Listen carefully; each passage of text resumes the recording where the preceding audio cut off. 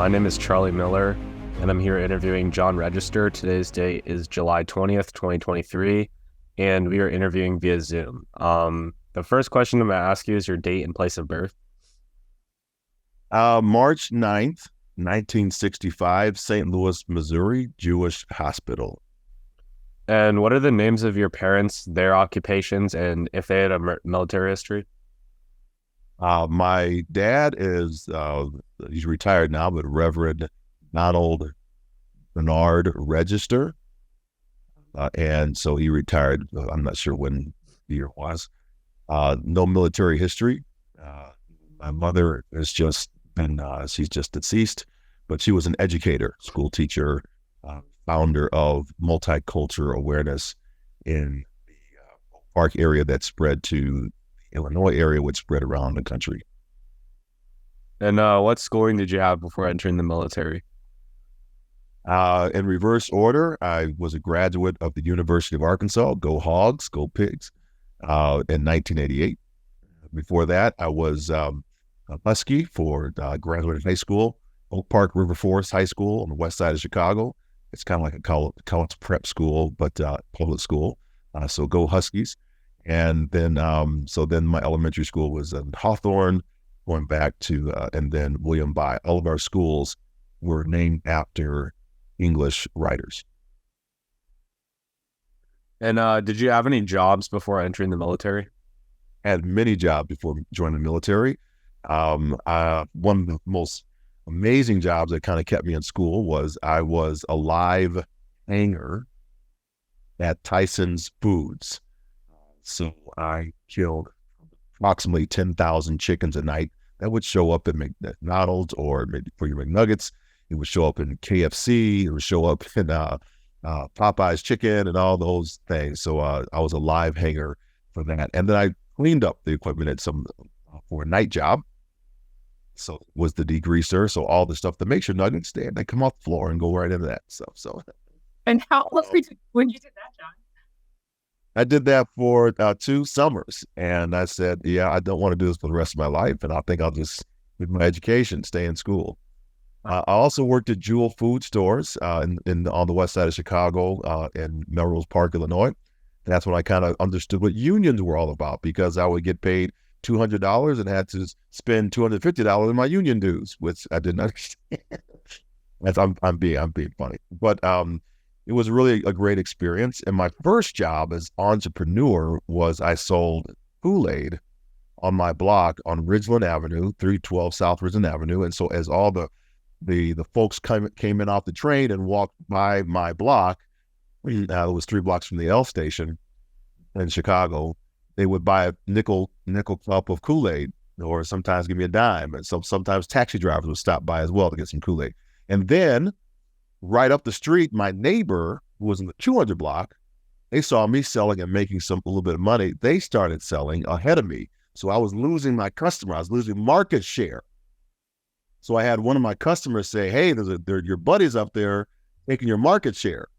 What you should do is go up to the L station, and then you can get them going north and south. And I did that, and I started going from about $2.50 a day to about $10 a day. Rush the market, buy whatever I wanted to the candy store. So, yeah. Nice. And what was your motivations to join the service? 2 motivations. One, my wife and I were pregnant with our son, John Jr. So I wanted the military to pay for a kid. So that was number one. But secondarily, more seriously, I wanted to continue to run track and field. And I saw that the Army had a world-class athlete program for athletes who were trying to make the Olympic team. And so a soldier athlete could train for 2 years, 3 years prior to the next games, as long as they were supported by their national governing body of sport. In my case, USA Track and Field. If they would sign off on it, and I'd been to the Olympic trials, I'd been to the national championships a couple times over. So I knew they would sign off on me. I just had to make my way through basic training and AIT, Advanced Individual Training, in order to try to make that happen. And there was no guarantee. And I had a window of 3 days from my graduation to the beginning of the All Army Track and Field camp. And then I also made the It's a program for world-class athlete program. And did it matter which branch you went into, or would it you've been eligible to Yes, there are only two branches that really have this type of program. One is the Air Force, the other is the Army. The Army is the most robust of the programs of the two, so I chose correctly. Yeah, and then the program, when I finally began it, after Operation Desert Shield, Desert Storm, because I served in the Gulf War before I started the program. I was stationed on Presidio, San Francisco, 1274A Ruckman Avenue. Oh my! Do you know our address is 212 Presidio Avenue? We live right there. Oh my gosh, yeah, 1274A Ruckman Avenue. That's where. Okay, so we live right when you come up the Presidio, the windy road with the trees, and then you come into Pacific Crisis, right where we live. What was your parents and other family members' thoughts on you joining? My dad hated that I joined the military because he came from the Vietnam era and, saw so many people that were disenfranchised, marginalized parts of our community going, serving, not coming home. And then even those that did come home didn't really come home to a hero's welcome. Nobody really did for veterans under the Vietnam era. So I always make it a point when I meet a Vietnam veteran to thank them for their service, but also to say welcome home, because they weren't. And so they're starting to, thin out in the crowd of those individuals. My mom I don't recall her being positive or negative. She was always a support for me. And she was always I found out after her passing, and she was really my protector. She was my defender. So that was interesting. I'm still processing through some of that, but but yeah, other family members, I didn't know them enough to know what their thoughts might be for me joining or not. However, afterward, after my injury, my dad became the number one cheerleader because he saw how it was a family and how they took care of me. So my mom was definitely a cheerleader. Yeah. And what was basic training like for you? It was fun.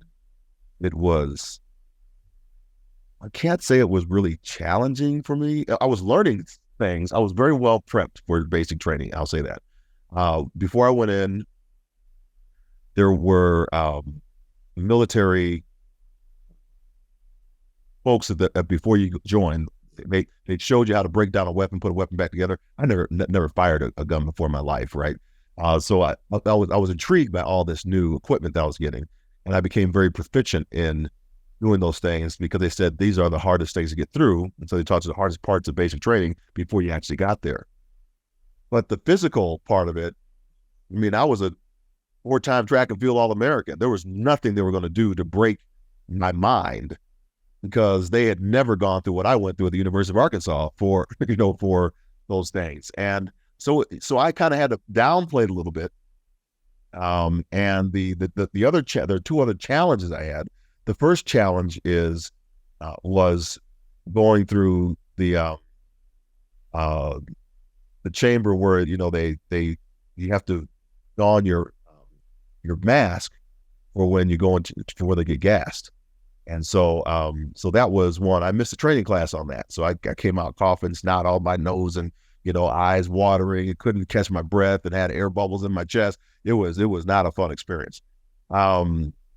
The second one was being fired for the first time. So that's a whole thing of training, right? And in training, someone's always going to lose a job or be advanced or being taken out of a role. And so they teach you how to be like a squad leader, and then they fire you, right? So that you become nothing again. And that I thought was really interesting how they did that. It set me up for a lot of other things in my life that, success is fleeting. In other words, don't rely on being at the top all the time. And after basic training, did you go to another set of schooling, or did you have an assignment? No, I went to advanced individual training, which was the MOS at that time was called 31 Charlie, the single channel radio operator. in Fort Gordon School. And after a couple of weeks, it was great. I loved the class. It was really interesting learning about radios and how we communicate. And then after that, I was assigned to another class, special skill identifier called Victor 9. So before we had these cell phones right here, people would talk through only a couple of satellites. And so the signal goes up and comes down. And so that's when you see those delays for about 7 seconds, go to outer space and come back. You'll see a 7-second lag. That's why they can kind of press the button to mute somebody if they say a bad word on TV. They can do that. But now, of course, we operate on like 100 satellites, and this is more powerful than what I was using for my radio systems. But this was the cutting edge of it all, where we start getting the cell towers that come up to communicate. And what were you like training to communicate exactly? So the job is always, under the harshest conditions, is to make sure secure traffic, communicated traffic, is transferred between battlefield and the commander and back. And so we were taught how to, we call them RAT rigs, radio and teletype rigs, how to securely transmit that traffic back and forth. So you needed a top secret clearance to do that. So I had a TS clearance, and actually a little higher than the TS clearance for the traffic that I was communicating back and forth. Now, there's traffic that we can do. It works off your cell phone, because you can secure it pretty highly encrypted code for communications, and you can do it in real time without having to go through that third party. But those third parties are still needed, those radio systems, because if that other system goes down, you have an analog system to fall back on. So you still need the Mars stations, military affiliated radio stations that are out there, because they need to be there just for the backups for that. And then what was your first assignment? My first assignment was to Fort Dix, New Jersey, and it's Fort Dix McGuire Air Force Base. It was amazing. It was incredible experience, because I was in a unit. I was actually working a job and worked at a Mars station.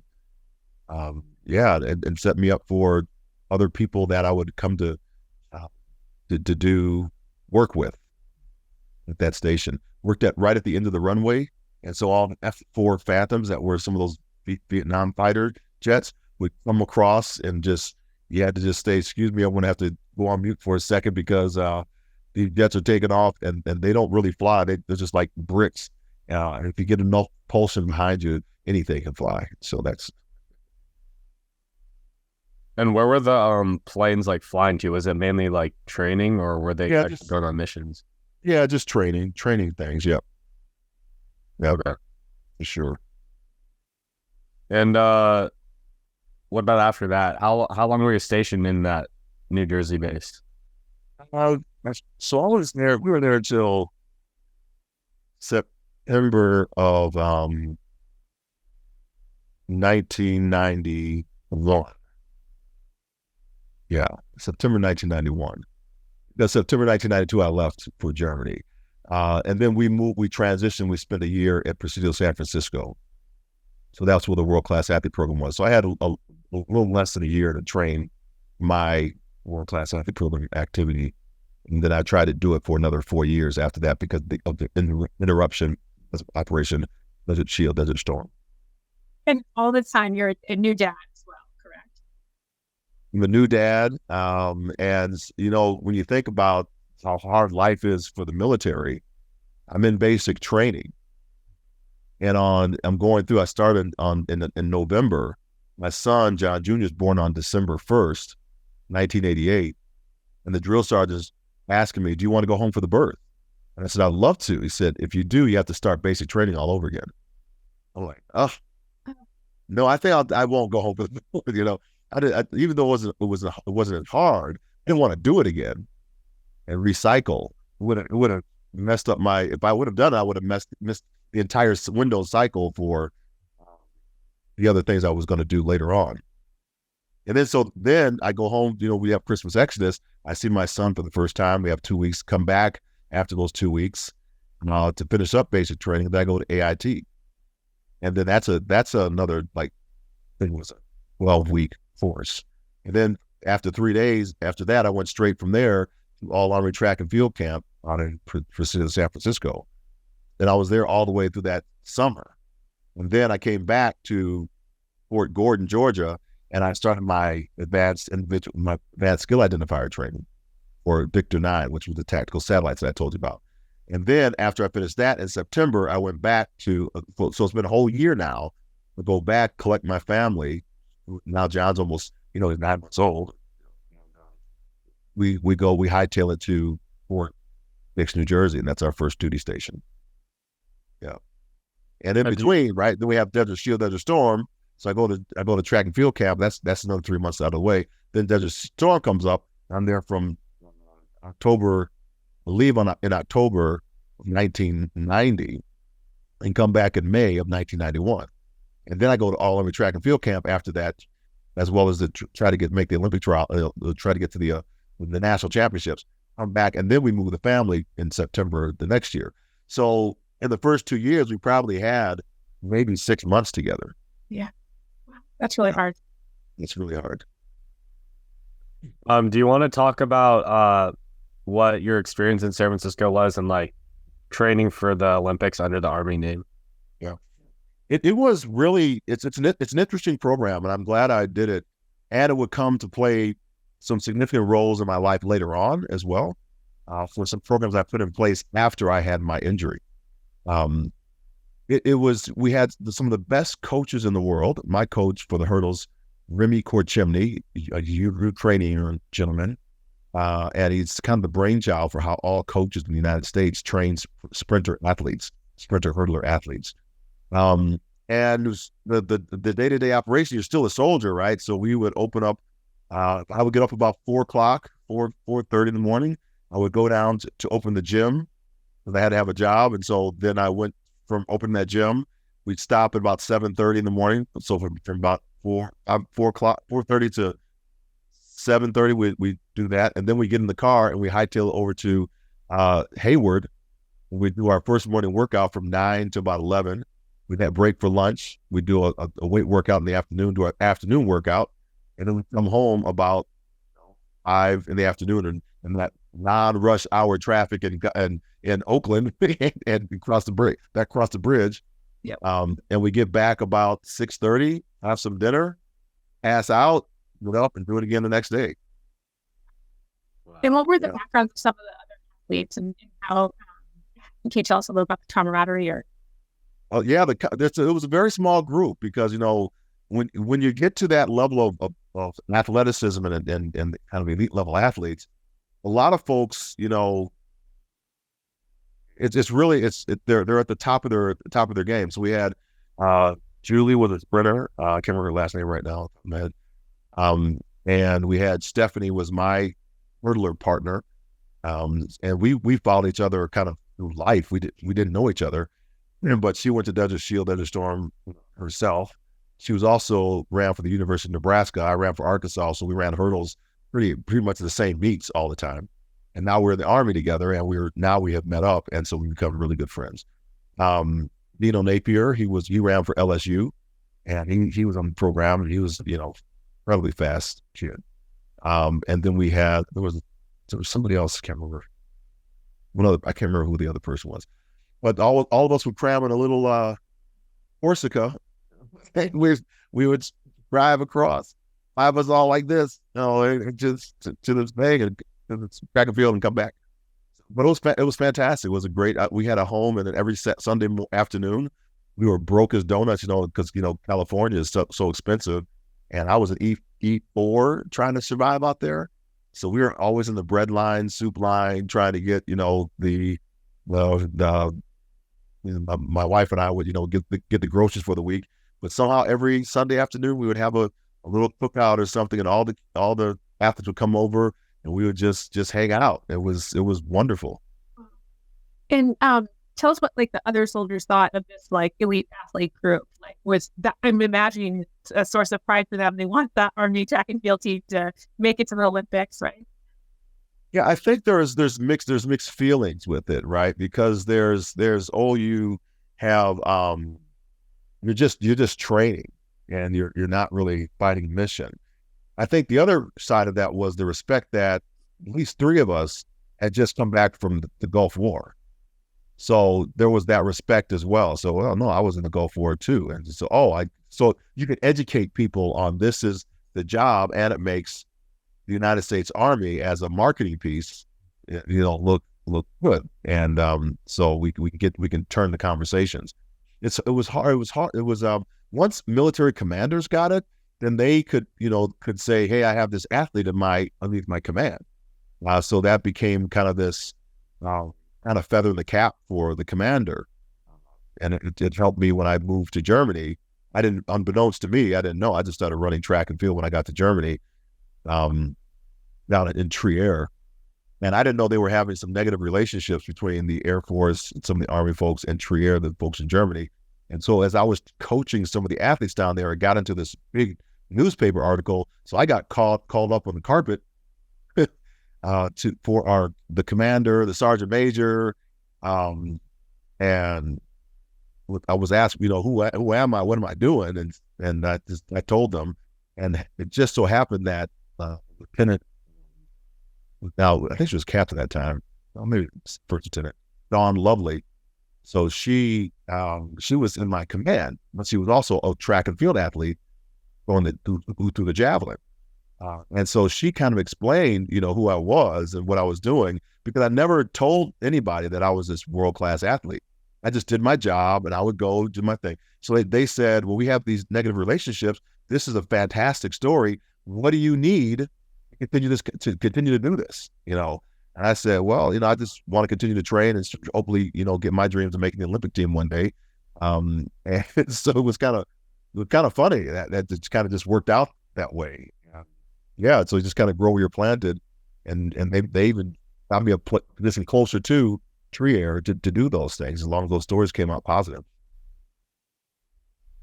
Can you talk about Desert Storm and like what it was like getting deployed, and then what your responsibilities over there were? Yeah, I was terrified. When I first got the call, and I think this is what goes to negative speak. I said to a friend of mine who said, "Yeah, it's going to be great, man. When you come back, we'll talk about blah blah blah." And I said, "Yeah, if I come back." And when I said those words, I mean, I just felt the full gravity of what it meant to leave, go, and you might not come back, right? And I was freaking out. So it wasn't until I got on the plane ride going out to going out to Fort Sill, Oklahoma, where I was going to be attached to a unit, that I remembered a prayer that I had said when I was living on Presidio. And I said, to God, I want to see my fruit. And so 3 times, God was like, don't worry about it. You got your fruit there. So now I want to see my fruit. And clear as day, I remember this. I'm sitting out by the window looking out. Tears coming down my eyes. What's happening here? And I hear this voice speak, said you want to see your fruit? I'm going to show you your fruit. And the peace just came over me. It was like everything just lifted, because it was like, this is only for your benefit to see this prayer you can't give up on. And now it also signaled that, you're coming back from this, which just, I promise you that, but you couldn't get this thing up. I'm going to show you fruit. And it took me through this amazing experience.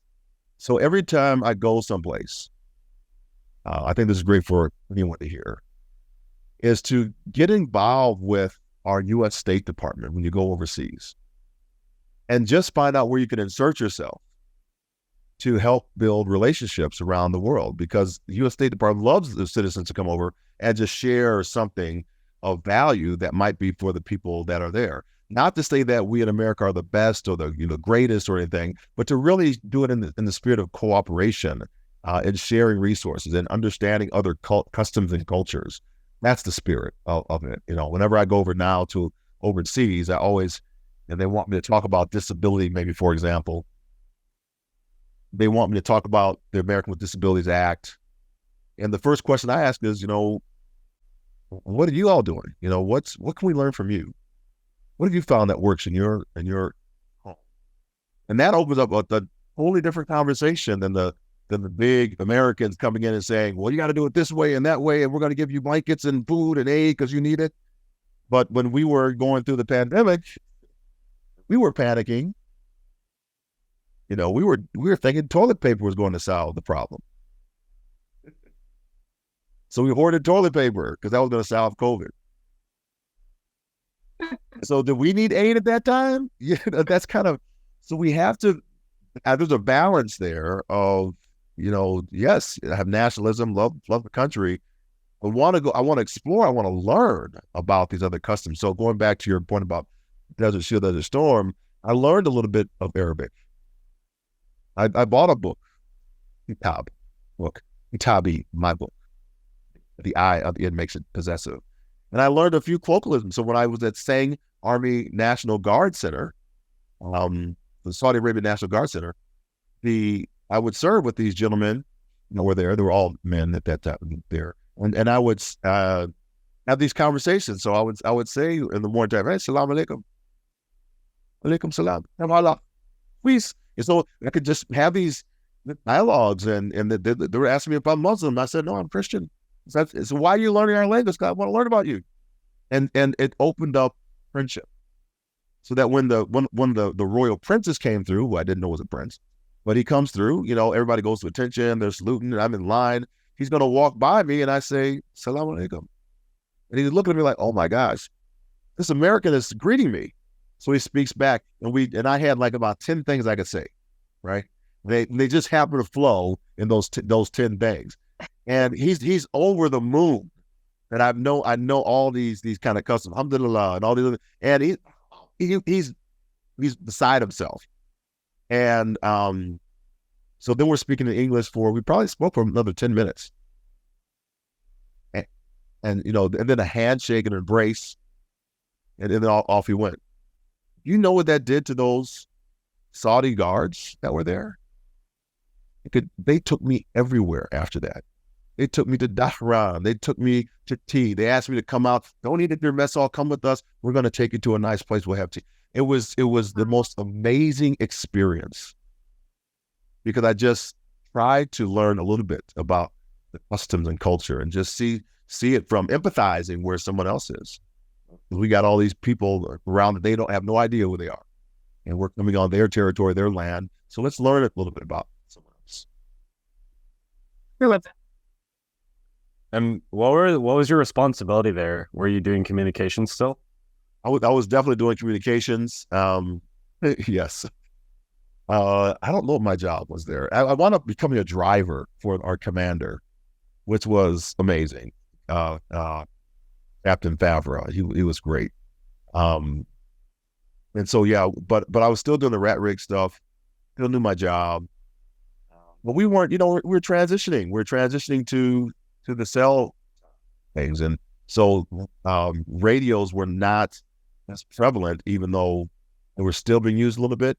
We didn't really have a lot of high traffic. We would train on them, but it didn't have much. What they were great for was when you key the microphone, when you key the mic to talk, press to talk, it sends out 50,000 watts of power from the rat rig, which means in the evening time, my friends, Sergeant or Specialist Dwayne Burbank, and we found a way to do an inverted B, which means you get, I'm trying to look right now. So it's like this, you can get the antenna directed, you can direct it, you can point it in the direction, right? And so we get an inverted B, we directed, I think America's that way. And then we pointed it to America. And if I don't, about 5 o'clock in the afternoon every night, we found the atmospheric skip, so that when we point in a direction, key the microphone, I could talk to my net control in New Jersey. Wow. And then I could talk to my wife through the radio every night. So we do these morale call homes through the radio, through our ham things. Yeah. It was crazy. It was, before we had cell phones, we could do it. We did it through the radio. And how did you cope with like the heat and stuff? Rough terrain. I didn't. I just laid there. I had no idea. Because in Saudi, when it's hot, it's either hot or hell hot. I'm so glad it's hot today. Yeah. In the evening, and the desert holds no heat, right? So when the temperature goes down at night and like the winter time, it gets down like the 30 degrees, 25, 30 degrees. It's freezing night because the sand doesn't hold the heat. So yeah, it was brutal. 100 in the daytime, 30 at night, 70 degree swing. And did you ever get into any like combat situations over there? Yeah, our company fired. We were MLRS unit, so multiple launch rocket systems. So we fired a lot of rockets, and we did a lot of combat from our standpoint. Nothing that was hand to hand for me. So thank God. And how long was your unit over there for? I'm not sure how long. I know I left in October of that year, 90, and then came back in May of 91. Okay. And did anything in like the terms of like America's advantage in the war, like could you notice from the time you left to the time you came back, or was it pretty much picking up right where you left off? Say the question again. From the time you left Desert Storm and then came back, did you like notice like a change in America's like objective in the war and like tactics, or was it pretty much the same stuff? Okay, let me answer this way. The answer is no, and here's why. What I discovered a lot of things in Desert Storm. No one fights for their country when you're in war. You're fighting for your brother or sister to come back home to the ideals of America, right? So you're not thinking about the Congress. At least I wasn't. I wasn't thinking about why we're there. You might see it in Stars and Stripes. I could read some of those things that are going on, but you have a job to do.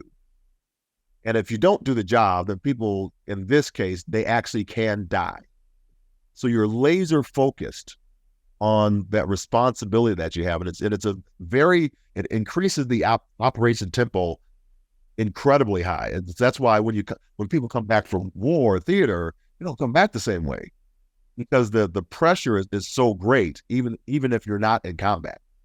It's not a natural way to operate. And I don't know if you come all the way back down. My wife said when I came back, it took about 8 months for me to get back to kind of quote unquote normalcy. The other thing I learned over there was that the way we talk about war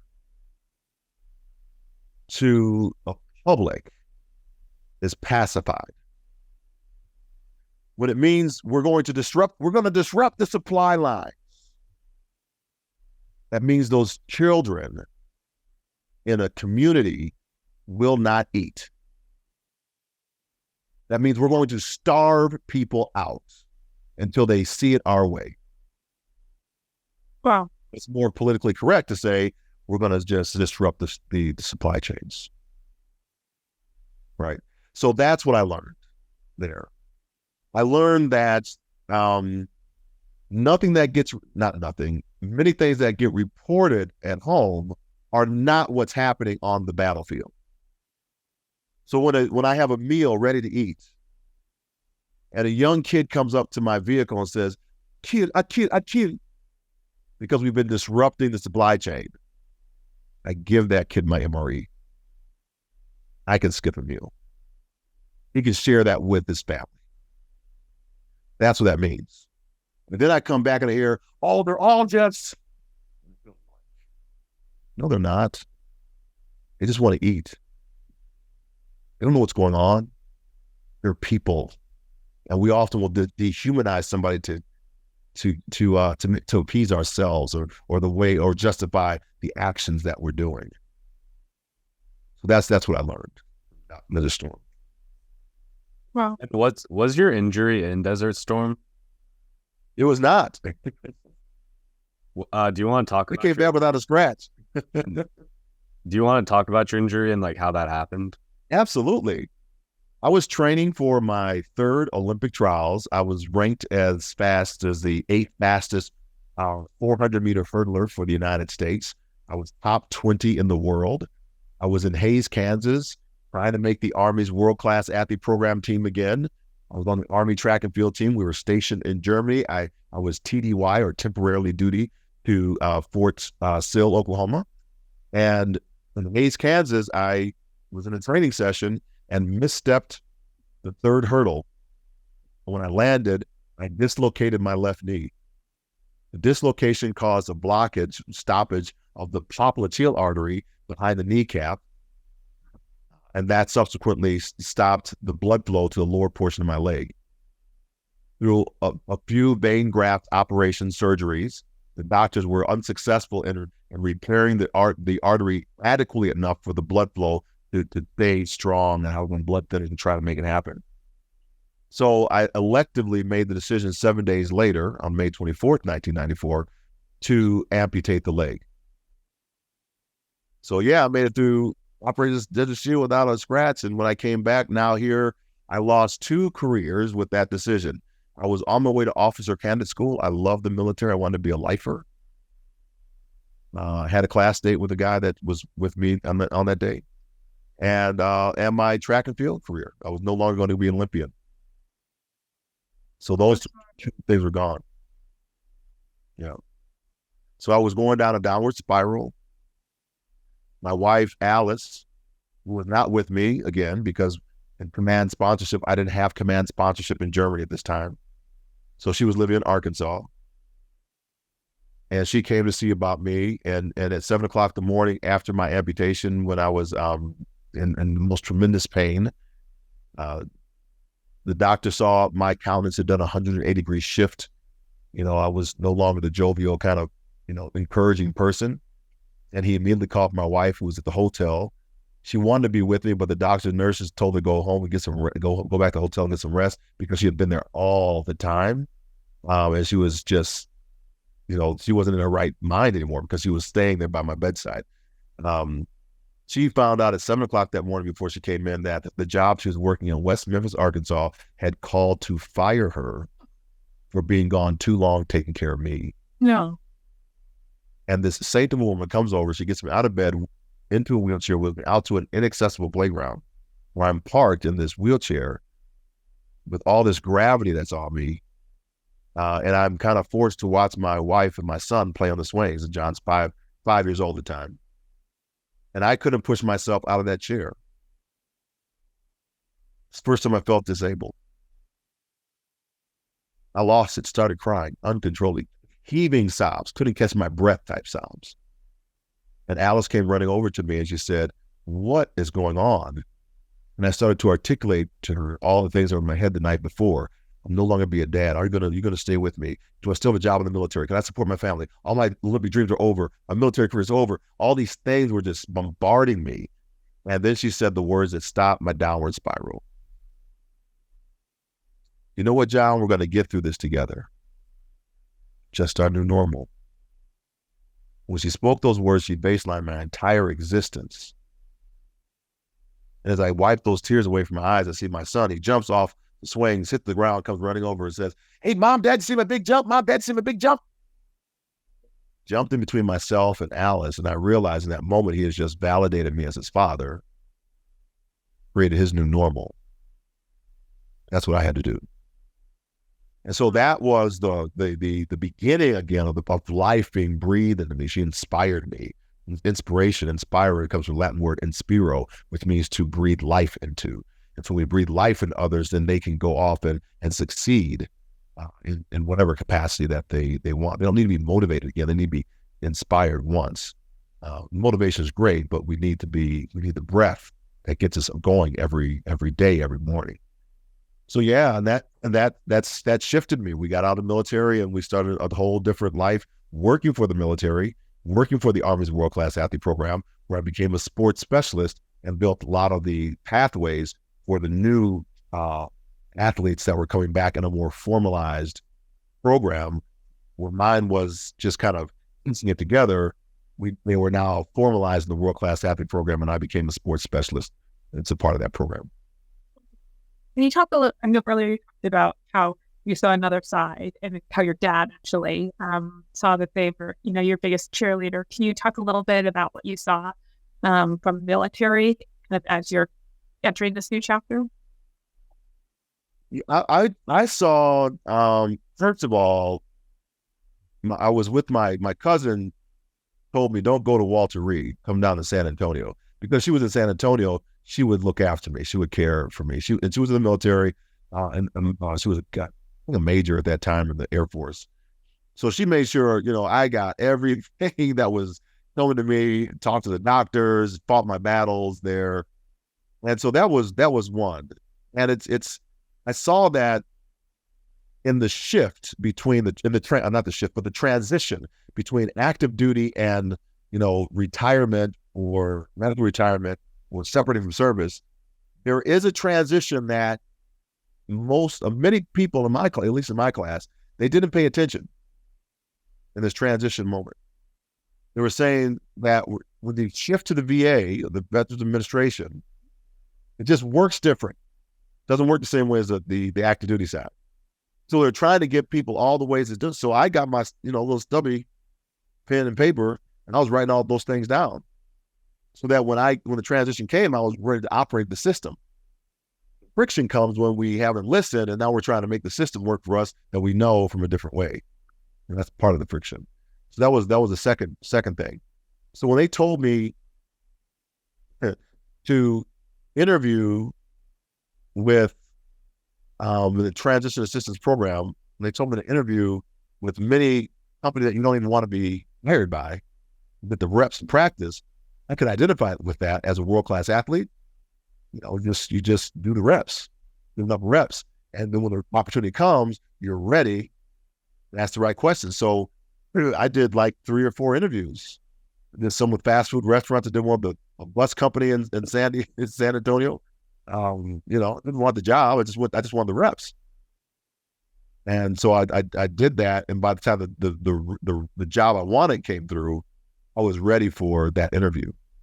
I was prepped. So I think that's those are the things, the changes. And the military, for me, they were great. They made the only thing I wish I may have had was a person I could actually talk to, like a doc, a psychologist to go through. So I just did mine through swimming or getting physically active again, to think about some of those things on my swims. But yeah. And then how did you, oh, sorry, go ahead, Mom. Okay. How did you end up becoming a public speaker, and what motivated you to join that workforce? That's a great question. During my 10 years I spent after I got out of the military, I started working for the Army's Community and Family Support Center, CFSC.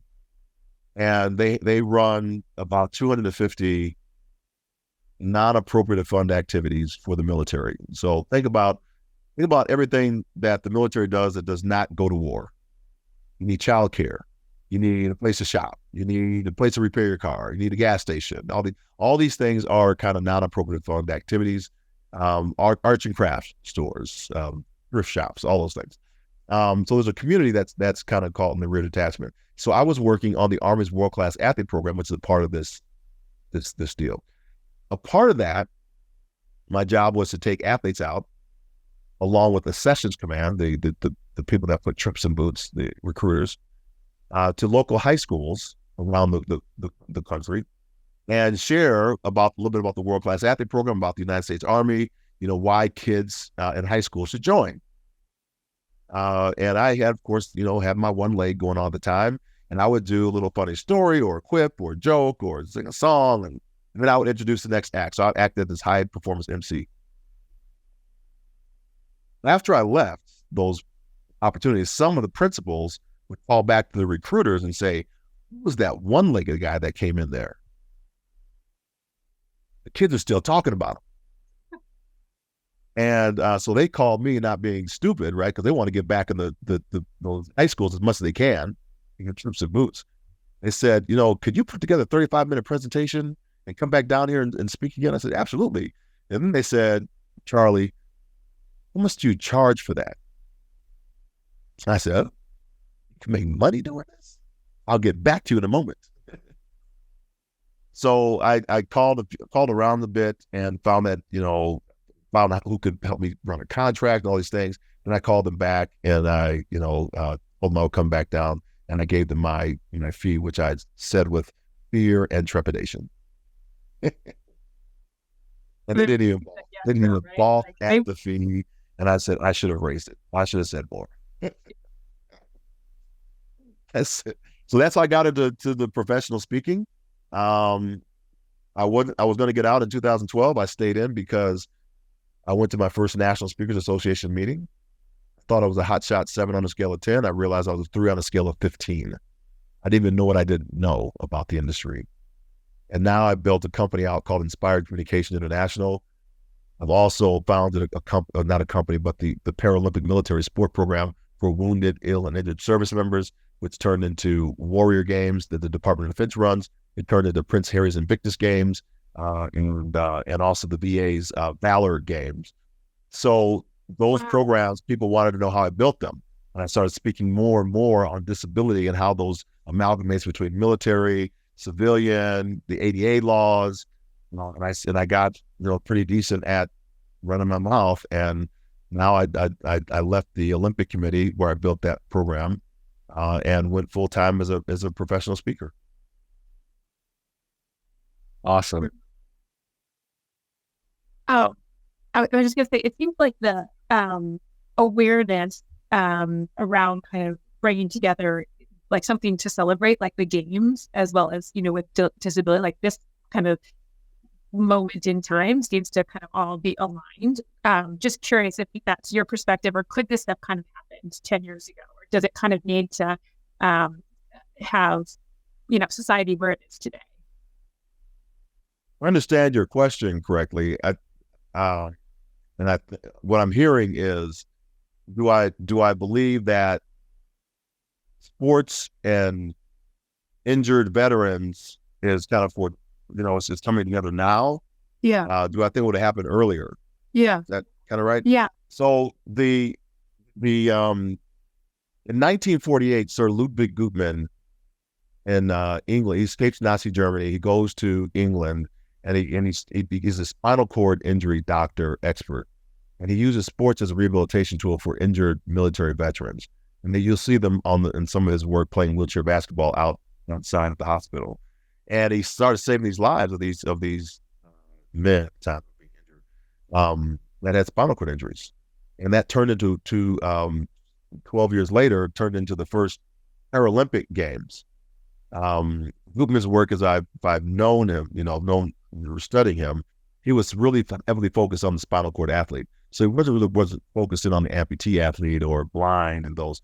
So now we have in Paralympics, we have physical disabilities. So visually impaired, blind, paralyzed, quadriplegic, paraplegic, amputees, little people, CP classes, cerebral palsy. So what I did was I took in 2004, when the first injuries started coming back through Walter Reed, I began a program that would encompass all of those individuals, not just spinal cord injuries. So the amputee population was the one that was kind of fastest growing from the Gulf War. I believe that things still happen, even if another person's not there. It just may have happened a different way. But I also believe that my going through Brooke Army Medical Center and not wanting people to go through the way I went through, and building this program and knowing these other entities that were out there, was the catalytic moment for this to happen, right? So I think my injury was for such a time as that, right? At least one of the things, I can draw a direct line for the point of injury to this opportunity that, chance to change so many lives, and that. So I can see that. I can see that thread. Mom, do you have any other questions? Um, let's see here. I have a question. Yeah. Can you take that Notre Dame sign down out of your room and do that for me, please? No, Don't want to do that? no. My, Like a champion today. What's that? Play like a champion today. John, the only other thing that I would love to just ask you about is just maybe if there's any kind of observations during your time service as being a person of color in the military. If there's any thing that you'd like to share, either observations of where things were when you were, or maybe where you see things headed. And part of the reason, I think I mentioned to you on the phone, we actually were in DC last summer. We met and sat down with the 14th librarian of the Library of Congress, and they had asked us to spend a lot of time thinking about just underrepresented voices. And so we had some really good interviews with people who served during Don't Ask, Don't Tell, who were gay, and women, and anything that you would like to. And it could be actually any of those people. It doesn't have to be your experience, but just would love to hear your thoughts broadly on where things might be headed. Yeah. Well, hopefully they're heading the right, and as far as we begin to understand, I think with some of the laws that we have seen come out recently, let's say in the past 6 months from our Supreme Court, with some of the diversity, equity, and inclusion laws, a strike down to like affirmative action, the military was exempt from that because they recognize too much the greatness of what diversity does. And if we go back to a homogenous, then we don't have the ideas and thoughts that are there. And so we thinking about it from a perspective that everybody else is going to just kind of saying kumbaya and do that, I think is a fallacy. We haven't done a great job of sharing the narrative around why equity is so important. In the case of it, I never really experienced any what I call racism in the military. I mean, I know others have, but my experience was not that. Where I experienced it was after I got out. So I was asked to speak to a group of Vietnam veterans at one of their functions. They asked me to come to dinner that evening. And one of the questions was that, and I knew it was going to go south because the way it was asked, the question was asked. You don't have to ask this question if you don't feel comfortable to answer it. So I said, okay, here we go. What's this about to be?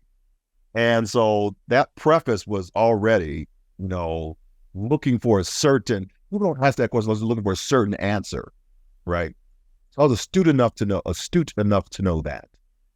And the question was, we've been trying to, this is primarily a Caucasian, European group that had fought in Vietnam and didn't feel as if they were treated well when they came back from Vietnam. Absolutely. Lots didn't feel that. They were kind of inquisitive about why a whole nother group of soldiers were across town and wouldn't come to their event. And so I said, if I can answer why they're not here, well, let me, since you are here, let me ask you a question so I can get some more clarity. And I said, when you were in Vietnam and you had all the soldiers around, like we're sitting here tonight, did you all break bread together? Did you invite folks to come over? The room went silent. Wow. So if that's the way you felt about the people of color who are serving with you on the battlefield in the trenches, and you're shunning them when they get home, and you shun them there, why should they feel obligated to come here? The olive branch should be, why aren't you over there? Nonsense. Why they got to come here all the time, right? So that was kind of the essence of it. And then I went into a whole soliloquy because the next thing he said was, do you think it has to be because of their service? Because of because of their patriotism. That was the exact word he used. Because of their patriotism. I said, whoa. I didn't say whoa. I just said, well, let's think about that. How were you treated when you got back from Vietnam? Said some people told me they called you baby killers. They spat on you. They didn't want to. They didn't embrace you.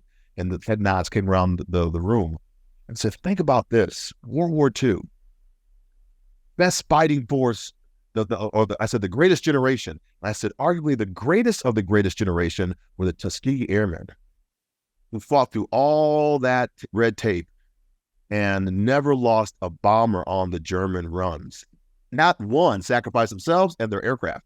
And then we get back to the United States and we have a record of at least 3 to 4 people that are of African descent being murdered in their military uniforms. Thank you for your service. Who's the greater patriot? The ones who are still fighting that fight to believe in the democracy this experiment called America? Or the ones who had access to the GI Bill and the VA benefits and everything and got access to everything when they got back? Who's the greater patriot? I said, here's what thank you for your service means. It's not about fighting a battle. I fought a battle. People tell me thank you for my service. I tell them it's not about a battle. I said, our service comes down to one thing that we all did.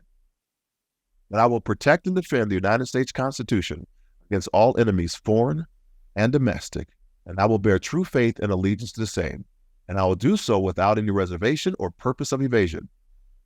Right? So that's my service. It's to the United States Constitution, this ideal of that all of us are created equal. So then I asked the question to everybody in the room, and I do this all the time in my presentations when I get into froggy situations like that.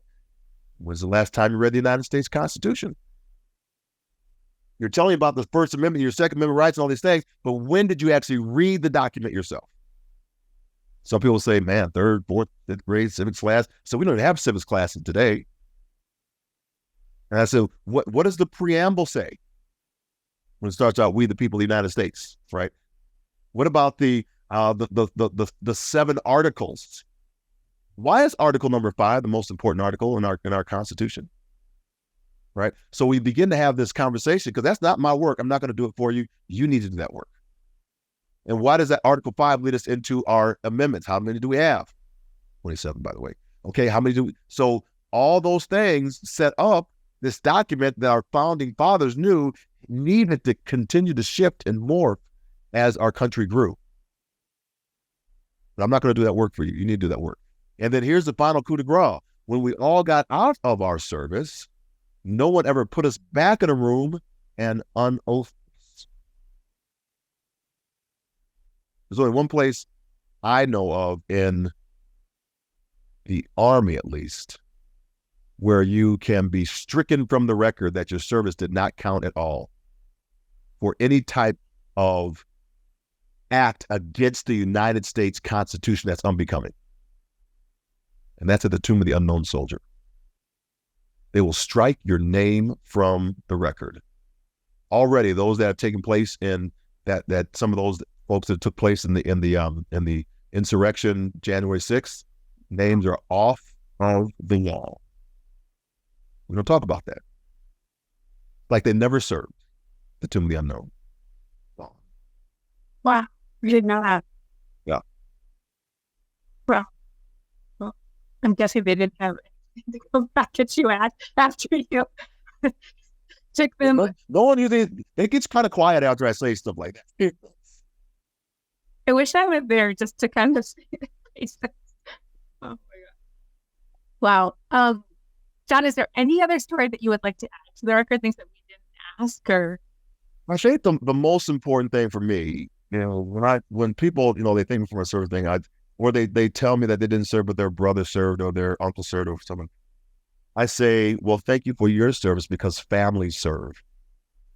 And as I said, alluded to earlier in the conversation, my wife's a godsend, and she walked through that whole process. She is amazing, And she served just as much as I did because she supported during that whole time.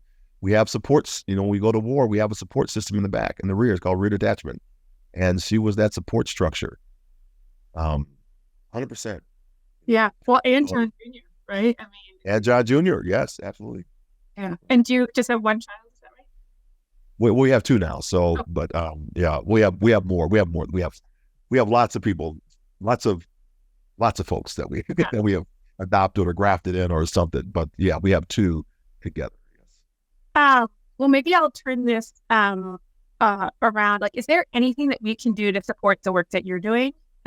So you've got, two volunteers here. We'd love to interview people that are in your network. But even just, Charlie being a young person that hopefully could spread the message that you're trying to get out to the world. Think of us if we can, help amplify anything. Yeah, I certainly will. Just continue to do what you're doing. I mean, the voices need to be heard. I think it's really important. I think, for Charlie yourself, as understanding some of these stories more deeply than your peers might, to educate them on, some of the freedoms that we have right now and what democracy means, and how people have paid some pretty significant sacrifice for us to have them. But at the same time, there's still room for all of us to grow. I think that's a great message to take forward.